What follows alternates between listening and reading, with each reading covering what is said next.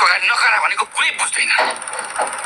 म त्यतिकै झगडा गर्न गएको नरेशको पस्तोरमा भोबो धेरै बहाना नबनाऊ।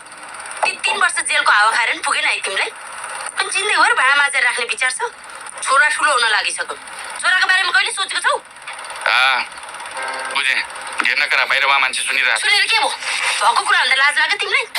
छोराले स्कुल चाहिँ कसरी पढाउँछौ कि तिमी जस्तै बनाउने विचार छ? भाइभरको गहना पनि खोइ के काम छ भनेर लग्यो कि त्यो पनि बेचेर खाइसक्यो?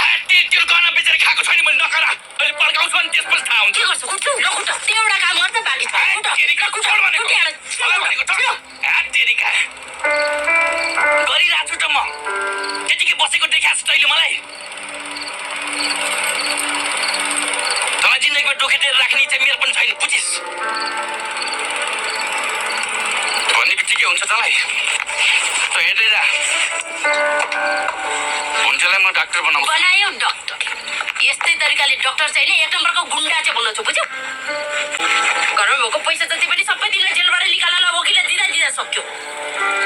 बेलामा बाबुआमाले भनेको कुरा सुने भए पनि त हुन्थ्यो नि।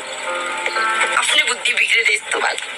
हेर्न बोल, लभ इज ब्लाइन्ड भन्थ्यो हो रहेछ। अनि तिमीलाई चाहिँ झगडा गर्नु टाउको फोर्नु भनेर कसले भनेको थियो?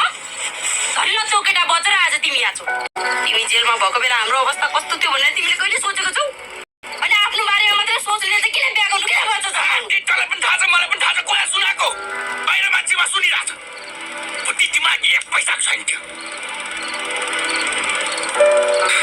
तैँले मलाई कहिले बुझ्न सकेन पुतली। अब धेर दिन छैन, सब ठिक हुन्छ। सधैँ यस्तै त हो नि। हेर अझै 2-4 वर्ष नि यसै गर्यो भने त म त हिँड्छु छोरा बोकेर। अझ पनि उमेर छँदैछ, एउटा न एउटा त पत्तै हाल्छ। पहिलो जान्छस् त जा। पहिलो गयो त हेर, यसै बदनाम त्यसै बदनाम। त्यो छालाको ज्याकेट त्यसको छालाको बुट बनाएर जिन्दगी त्यही लाएर हिँड्छु म। हेर्दै जा। तिमीले जाने कसरी थियो नि?